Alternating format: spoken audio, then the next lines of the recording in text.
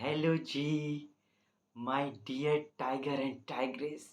Hello hello and my near dear dear close close friends. कहाँ हैं आप लोग? जल्दी चले आइए। हम जिगर करेजवा सब खोल के करते हैं। आप हमरे दुर्गा काली करण अर्जुन का स्वागत। वेलकम वेलकम जी। देखिए, कंबल में ढुके मत रहिए, कंबल अब छोड़ना पड़ेगा। अभी तो उतना ठंडी नहीं आया है तो चद्दर में होंगे आप। चद्दर छोड़ के उठ जाइए पटाख से, जल्दी से चले आइए। काहे कि मिल के हम लोग को करना है करेंटवा के साथ जबरदस्त अफेयर। एकदम टकाटक अफेयर करना है, छोड़ना नहीं है। तो हमरे गोलगप्पा जलेबी अभी मेला में तो खूब लुफ्त उठा रहे होंगे आप, चाट पकौड़ी सबका। आज पंचमी है तो पंचम स्कंद माता का पूजा का आपको बहुत बहुत शुभकामना। मम्मी पापा को भी दीजिएगा हमरे तरफ से, हमरा प्रणाम भी कहिएगा। आप भी आशीर्वाद लेते रहिएगा मम्मी पापा का, लेते हैं नो। आरो अगर मैरिज उरेज हो गया है ना, तो जो हमारे टाइगर लोग हैं वो अपने वाइफ लोग का ध्यान रखिएगा, उनका सम्मान कीजिएगा, बराबरी का दर्जा दीजिएगा। झगड़ा पगड़ा नहीं करिएगा आपस में, हाँ एकदम नहीं। असल मर्द वो जो का दूसरों की रक्षा करे, दूसरों का दर्द समझे। तो अपनों का दर्द समझेंगे ना हम लोग। साथ में जो हमारी टाइग्रेस लोग हैं वो लोग पहले तो देखिए मेल मिलाप करने का कोशिश कीजिए। छोटका छोटका बात पर झगड़ा नहीं कर लेना है, फोनवा नहीं घुमा देना है मायका में। आरो अपने तरफ से आप तो त्याग की देवी होती हैं, बहुत शक्ति है आप में। तो मेल मिलाप करके चलना है। ऐसा सिचुएशन नहीं लाना है कि हमारा टाइगर लोग दुविधा में पड़ जाए कि भैया घर देखें कि आपको देखें। ऐसा नहीं, बैलेंस में चलना है, मिला है। हमरा जो वो लोग दोस्त सब हैं जो गर्लफ्रेंड बना रखे हैं और दोस्तिनी सब जो बॉयफ्रेंड बना रखे हैं, उनसे कहिए कि अभी ठहरो रे, अभी हमारा एक जमुआ है, तनी धैर्य धरो। आए हम बाद में गुफ्तगू करेंगे ना। नहीं माने तो बुझ लीजिए कि आपके लिए वो ठीक है कि नहीं, साथ दे तो बढ़िया, नहीं तो गोली मारिए।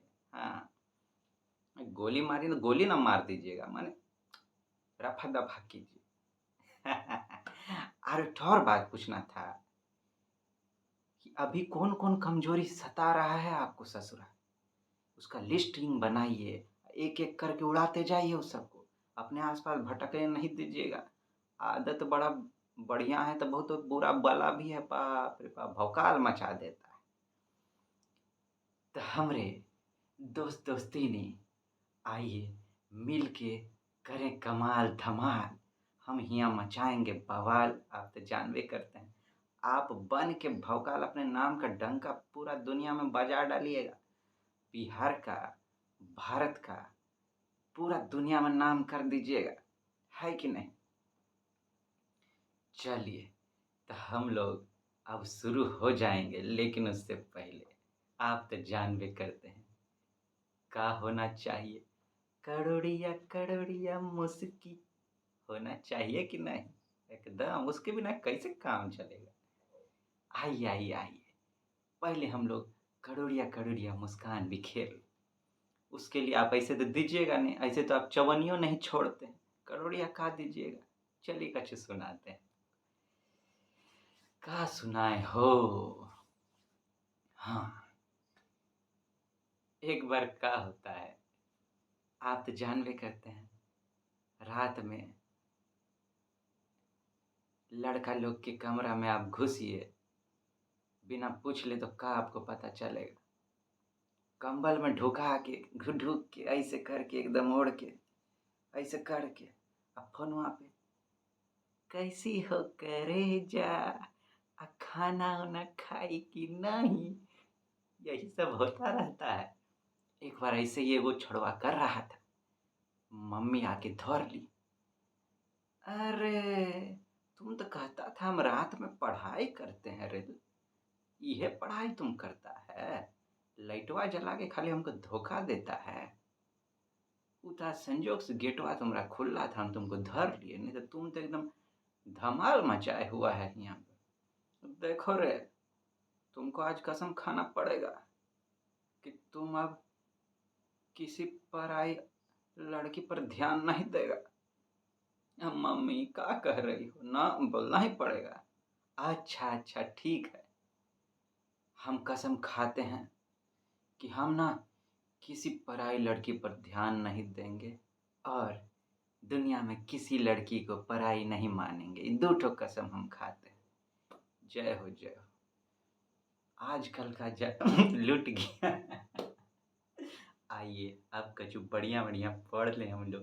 अब फिर शुरू होएंगे करंटवा के साथ, करंट का झटका उसको भी देंगे, लेबो करेंगे।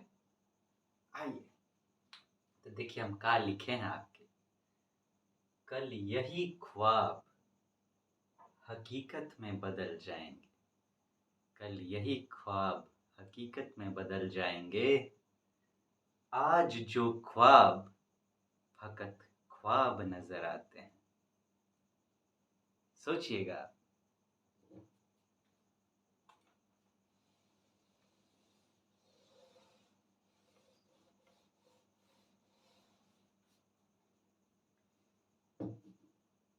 न्यूज़पेपर और न्यूज का बात करें तो ऐसा तो कोई इम्पोर्टेंट टॉपिक हमको आज मिला नहीं जिस पर बात किया जाए। एक दो सुप्रीम कोर्ट का जजमेंट आया है, लेकिन उतना भी ज़रूरी नहीं है, लेकिन फिर भी थोड़ा सा चर्चा करेंगे, अंत में करेंगे। तो हम सोचिए जो समय है हम लोग का करंट का, काहे नहीं इसको कोई इम्पोर्टेंट टॉपिक उठाकर इस पर बात कर लिया जाए। आप अक्सर सुनते होंगे न्यूज में, न्यूज़पेपर में पढ़ते होंगे कि आरबीआई रेपो रेट बढ़ा दिया, रेपो रेट घटा दिया, रेपो रेट बढ़ा दिया, रेपो रेट घटा दिया। हर 2 महीना पे वो करता रहता है। ऐसा पॉलिसी है 2 महीना पे चेक करने का। पहले ज़्यादा था, अब 2 महीना पे हो गया। तो ये रेपो रेट क्या होता है? रेपो रेट को आरबीआई काहे घटाता बढ़ाता रहता है? इसका इन्फ्लेशन से लिंक का है, इस पर हम लोग बात करेंगे आज। ठीक है, कॉन्सेप्ट को जो आरबीआई का साइकिल है इसको समझने का कोशिश करेंगे, जिसके इर्द गिर्द समझिए कि पूरा अर्थव्यवस्था इकोनॉमी जो है हमारा, उसका चक्र घूमता है, चक्कर घिन्नी घिन्नी नाचते रहता है। तो देखें जरा क्या होता है। तो क्या टॉपिक होगा हमारा? आरबीआई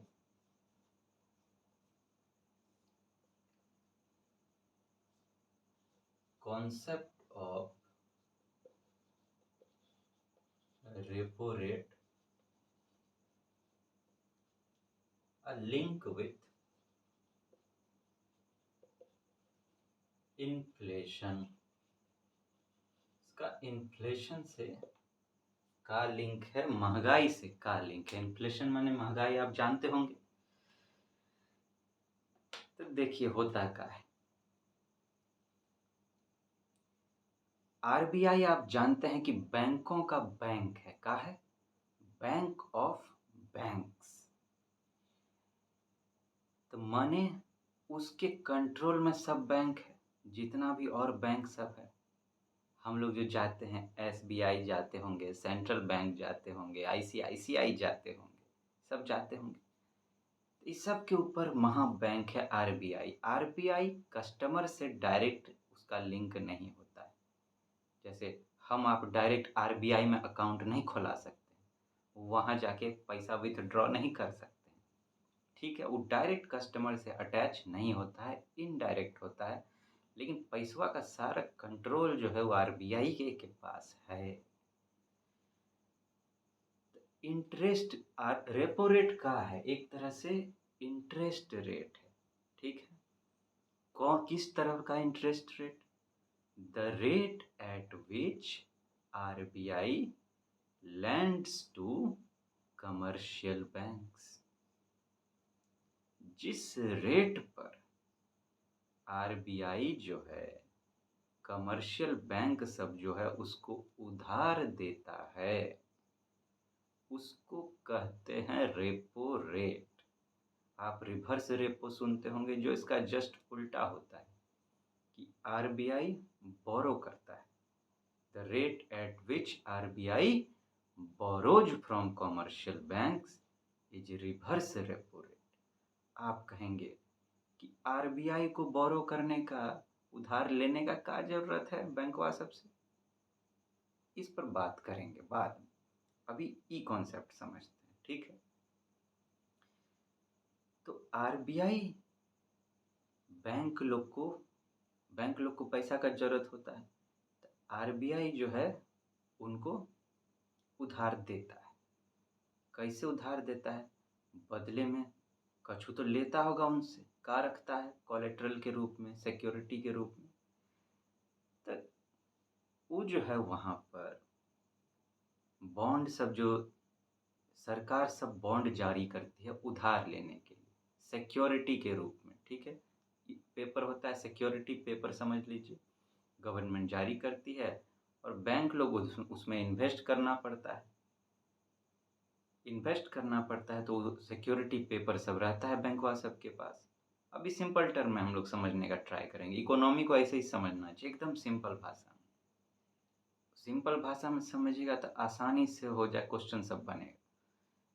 तो गवर्नमेंट का सिक्योरिटी पेपर उन लोग के पास होता है बैंकवा से, यही सिक्योरिटी पेपर ही लोग आरबीआई को देती है और उसके बदले में उससे पैसा लेती है। ठीक है, ठीक है। पैसवा ली तो अब पैसवा ली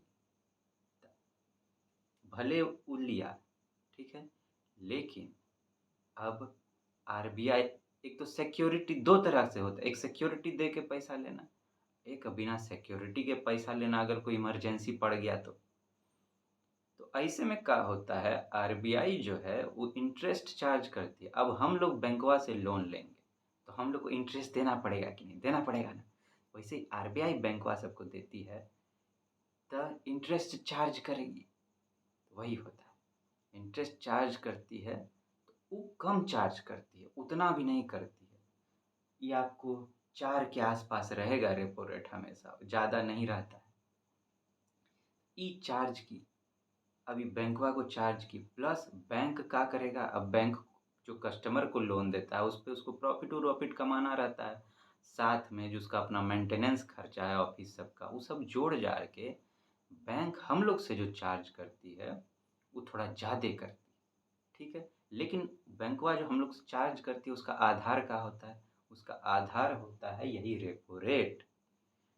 जितना आरबीआई अगर कम चार्ज की तो वो भी हम लोग से थोड़ा सा कम चार्ज करेगा, अगर ज़्यादा चार्ज कर दी रेपो रेट तो हम लोग से भी ज़्यादा चार्ज करेगा। तो ये कॉन्सेप्ट है रेपो रेट का, ठीक है। अब इसका लिंक कैसे है इन्फ्लेशन से? इन्फ्लेशन से कैसे लिंक है वो देखेंगे, लेकिन उससे पहले एक और बात कि आरबीआई रेपो रेट ये सब का चक्कर क्या क्यों है आरबीआई के साथ? कभी रेपो रेट, कभी रिवर्स रेपो रेट, कभी बैंक रेट, ये सब काहे? आरबीआई को दो ठो काम दिया गया है। दो ठो काम दिया गया है। कौन कौन सा काम दिया गया है? कि आपको इन्फ्लेशन कंट्रोल में रखना है, साथ में ग्रोथ जो है इकोनॉमी का उस पर भी ध्यान देना है, ठीक है। Controlling inflation, keeping in mind the stability of growth, ठीक है। दो ठो काम है आरबीआई। इन्फ्लेशन कंट्रोल करना भी तो है। अब मान लीजिए मार्केट में हो गया इन्फ्लेशन, ठीक है, इन्फ्लेशन हो गया तो हम लोग दो तरीके से चलते हैं, ठीक है। एक कि आरबीआई के रेपो रेट का चक्कर से इन्फ्लेशन कैसे हो जाता है, ई। एक उल्टा चलेंगे कि इन्फ्लेशन हो जाता है तो आरबीआई कैसे रेपो रेट के मदद से उसको कंट्रोल करता है। पहले आरबीआई से होते हुए इन्फ्लेशन की तरफ आते हैं, फिर इन्फ्लेशन से होते हुए आरबीआई की तरफ जाएंगे। ठीक है, तो अब मान लीजिए कि आरबीआई रेपो रेट को घटा दिया। ठीक है, घटा दिया तो अब क्या होगा, बैंकवा सब भी हम लोग को फायदा पहुंचाएगा, वो भी अपना इंटरेस्ट रेट घटाएगा, तो हम लोग के लिए लोन का हो जाएगा, सस्ता हो जाएगा। सस्ता हो जाएगा लोन, तो हम लोग ज़्यादा लोन लेंगे। इंडस्ट्री लोग भी जो बनाता है प्रोडक्ट सब, वो सब भी लोन ले सकेगा। तो हम लोग ज़्यादा लोन जब लेंगे तो हम लोग के पास ढेवा जो है, मानी मानी, पैसा पैसा वो ज़्यादा आएगा। ज़्यादा आ जाएगा तो पैसवा का क्या कीजिएगा? उसका बना के पोटरी उटरी तकिया के तर में तो नहीं धरिएगा ना। क्या करिएगा, कोई चाट पकौड़ा खाएगा, कोई गोलगप्पा जलेबी खाएगा, कोई जाके कोई टीवी खरीदेगा, कोई फ्रिज खरीदेगा, कोई अलग अलग आइटम खरीदेगा।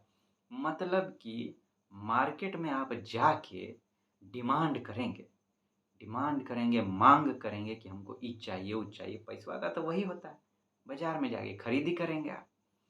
जब आप खरीदी करेंगे तो मार्केट में क्या होगा, डिमांड बढ़ जाएगा सामान सबका। जब डिमांड बढ़ जाएगा तो जो बनाने वाला सब है वो सब कहेगा, आए हो दादा, डिमांड बहुत बढ़ गया है, चलिए और सामानवा सब बनाया जाए। तो वो लोग सामानवा और बनाना शुरू किया, लेकिन डिमांड बढ़ते जा रहा है, बहुत का पैसा बहुत आ रहा है, मार्केट में पुश हो रहा है पैसा। अब एक समय के बाद क्या हुआ, अब जो सप्लाई करने वाला है वो लोग कहता है डिमांड बहुत बढ़ गया, इतना रॉ मटेरियल नहीं है जो इतना सप्लाई हो सकेगा। क्या कि सप्लाई का तो वो सीमा है, क्या कि उसके लिए रॉ मटेरियल चाहिए, है कि नहीं। अब आप मान लीजिए कि गेहूं मांग रहे हैं, ठीक है, गेहूं मांग रहे हैं, तो जितना उत्पादन हो सकता है उतने ना गेहूं मार्केट में पुश किया जाएगा। स्टॉक में वो भी निकल गया, लेकिन उसके बाद वो आप मांग रहे हैं, अब कहाँ से लाएगा भैया। जमीन तो 10 गुना नहीं ना बढ़ा लेगा, जमीन तो जितना है उतने रहेगा। अब एगो सीमा, लेकिन मांग बढ़ले जा रहा है भैया। तो अब सप्लायर लोग क्या कहेगा, भैया मांग बहुत बढ़ रहा है। अब मार्केट किस पर काम करता है, प्रॉफिट पर काम करता है। कहता है खूब मांग हो रहा है, काम करो, पैसा लगता है सबके पास खूब है, दाम बढ़ा देते हैं। दाम बढ़ना शुरू हो जाएगा, काहे कि अब उसके पास उतना नहीं रह गया है जितना आप मांग रहे हैं। और ऊपर से अब उस सोच रहा है कि प्रॉफिट कमाया जाए, तो बढ़ा देगा अपना कीमत सब। यही कीमत जो बढ़ाया जाता है इसको कहते हैं इन्फ्लेशन। बीच बीच में आप सुन मार्केट में तो जाते होंगे, मार्केट में सामान खरीदने के लिए देखते होंगे, किसी सीजन में किसी का दाम खूब बढ़ गया, किसी में घट गया, है कि नहीं। जैसे प्याज का आप अक्सर सुनते होंगे कि बारिश के सीजन में क्या कहते हैं, उसका दाम जो है वो बढ़ जाता है। काहे, काहे की सप्लाई कम हो जाता है भैया। सप्लाई काहे कम हो जाता है, सब तरफ पानी भर गया है, कहाँ उगाएंगे प्याज, बहुत जो था वो सड़ गया। तो ये बात होता है, तो इन्फ्लेशन बढ़ जाता है इससे। तो देखिए आरबीआई के रेपो रेट घटाने से इन्फ्लेशन कैसे बढ़ गया। अब मान लीजिए अब उल्टा चलते हैं, इन्फ्लेशन मार्केट में बढ़ा हुआ है, मतलब कि बहुत पैसा मार्केट में पुश हो गया है, बहुत पुश हो गया है। तो अब आरबीआई ऐसे में क्या करता है कि जो इतना पैसा मार्केट में आ गया है, इसको वापस खींचना है हमको, इसको जो है हमको वापस खींचना है। अब वापस कैसे खिंचाया जाएगा, तो एक काम करो, जितना गया है सो गया है, काम करो, इंटरेस्ट रेट बढ़ा दो, रेपो रेट को बढ़ा दो। जब रेपो रेट बढ़ा देगा तो क्या होगा, अब बैंकों लोग को ज़्यादा लगेगा इंटरेस्ट, अब वो हम लोग से भी ज़्यादा इंटरेस्ट चार्ज करेगा। जब हम लोग से ज़्यादा इंटरेस्ट चार्ज करेगा तो लोन महंगा हो जाएगा। लोन महंगा हो जाएगा तो हम लोग काहे के लिए लोन लेने के लिए जाएंगे, लोन काहे के लिए लेने जाएंगे हो। तो क्या करेंगे, लोन कम लेंगे, पैसवा मार्केट में कम आएगा। और जब पैसवा मार्केट में कम आएगा ना, तो फिर इन्फ्लेशन कैसे बढ़ेगा? जब पैसे नहीं है तो हम लोग डिमांड अब कम करेंगे। जी डिमांड जब कम करेंगे तो सप्लाई वो आराम से हो पाएगा कि भैया लिमिट में डिमांड है तो लिमिट में सप्लाई भी है उतना। अभी सप्लाई किया जा सकता है, अभी उतना डिमांड नहीं हो रहा है तो सप्लाई हो जाएगा। तो बैलेंस में डिमांड और सप्लाई चलता रहेगा तो इन्फ्लेशन नहीं बढ़ेगा। देखिए कैसे लिंक हो गया। आप ये सोचते होंगे कि पहले से जो पैसा आ गया मार्केट में उसका क्या होगा? तो देखिए मार्केट में जो पैसा आता है तो क्या होता है, वो तो बैंक का चक्र तो घूमता रहता है ना।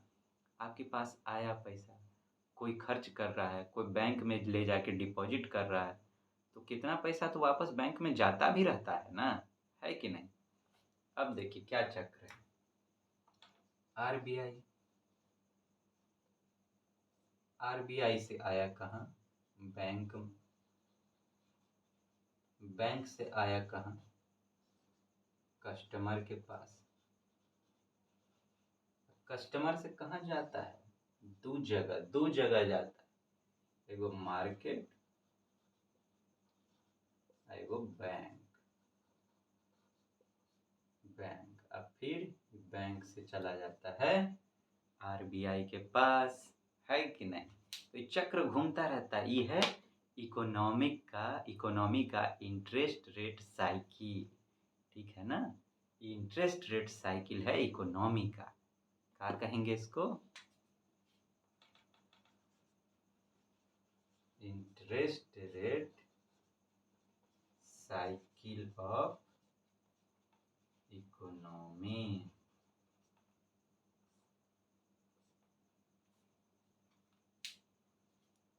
चलिए तो ये तो कॉन्सेप्ट था, हम सोचे इस पर बात किया जब बड़ा इम्पोर्टेंट है इकोनॉमी के लिए। इस पर समझिए पूरा मार्केट चलता रहता है भैया। ये तो पहला था। अब देखिए हम कहे थे कि आरबीआई कुछ जजमेंट दिया है इम्पोर्टेंट। आप पढ़े होंगे सेम सेक्स मैरिज पर सॉरी सुप्रीम कोर्ट दिया है। हाँ सुप्रीम कोर्ट का जजमेंट आया है सेम सेक्स मैरिज पर। बहुत टाइम से बहस चल रहा था कि सेम सेक्स मैरिज को लीगल किया जा सकता है कि नहीं, लीगल होना चाहिए या नहीं, अधिकार मिलना चाहिए या नहीं सेम सेक्स मैरिज का, कि लड़का लड़का से कर सके, लड़की लड़की से कर सके शादी। और थर्ड जेंडर अगर हैं किन्नर लोग से कर सकें। तो इसका मांग हो रहा था काफ़ी टाइम से, जो ऐसा चाहते हैं वो मांग कर रहे थे। लेकिन अंततः इस पर सुप्रीम कोर्ट का जो मेजॉरिटी जजमेंट आया वो कहा कि नहीं, इसको लीगल हम लोग नहीं कर सकते हैं। ये चीज़ सिर्फ पार्लियामेंट ही कर सकती है, पार्लियामेंट ही इस पर कानून बना सकती है। हम लोग इसमें इस तरह से हस्तक्षेप नहीं कर सकते हैं, इसको लीगल हम लोग नहीं कर सकते हैं। हाँ उसमें कोई मुद्दा आ जाए तो अलग बात है, लेकिन इसको लीगलाइज नहीं किया जा सकता है। तो जो ऐसा चाहते थे उनको थोड़ा सा शौक भी लगा कि सुप्रीम कोर्ट ऐसा काहे की। एक ठो जज बोले भी उसमें कि नहीं, ऐसा दिया जाना चाहिए इनको अधिकार, सबको अपना चॉइस है, right to life and personal liberty. तो पर्सनल लिबर्टी के जो होता है उसमें कहा कि ऐसा चॉइस मिलना चाहिए। लेकिन और जो जज लोग थे 4-5 गो के में से 3 गो जो थे वो नहीं माने, एक तो थोड़ा बोले भी तो बाकी नहीं माने। तो अंत में यही फैसला हुआ कि नहीं, इस पर तो पार्लियामेंट ही कानून बना सकती है। और अभी की जो सरकार है खुद इसके खिलाफ है, तो अभी तो मुश्किल लग रहा है। तो ये था जजमेंट, इम्पोर्टेंट जजमेंट। ठीक है। तो एक ठो और वो जो बात कर रहे थे हम लोग कि 26 वीक प्रेगनेंसी वाला जो था केस, उसमें भी सुप्रीम कोर्ट मना कर दी कि नहीं आपको, क्योंकि बच्चा का दिल धड़कने लगा है। कितना खूबसूरत बात बोली सुप्रीम कोर्ट। सीजेआई बोले कि देखिए हम कोई ऐसा जजमेंट नहीं दे सकते हैं कि बच्चा का दिल का धड़कन रुक जाए। हा, कितना बढ़िया बात बोली। ये तो फैक्ट हो गया। आप आंसर राइटिंग में इसका इस्तेमाल कर सकते हैं, ऐसे राइटिंग में इस्तेमाल कर सकते हैं, एथिक्स में इस्तेमाल कर सकते हैं, अपने जीवन में एक अच्छा इंसान बनने के लिए इस्तेमाल कर सकते हैं। कई कि जीवन से बढ़ के कुछ नहीं है, प्यार कीजिए, प्यार बाँटिए, है कि नहीं? हाँ, ये हुआ ना बात। दोनों में राइट टू लाइफ आर्टिकल 21 का हवाला दिया जा रहा था, right to life and personal liberty. ये आर्टिकल भी आपके लिए इम्पोर्टेंट हो जाता है, आर्टिकल 21 एग्जाम में कैसे पूछ सकता है ऐसे कि राइट टू लाइफ किस राइट के अंतर्गत आता है।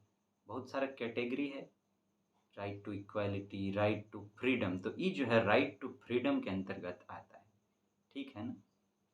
हाँ, तो आप ध्यान रखिएगा, ठीक है? फिर मिलेंगे आपसे, हँसते मुस्कुराते आप रहिए।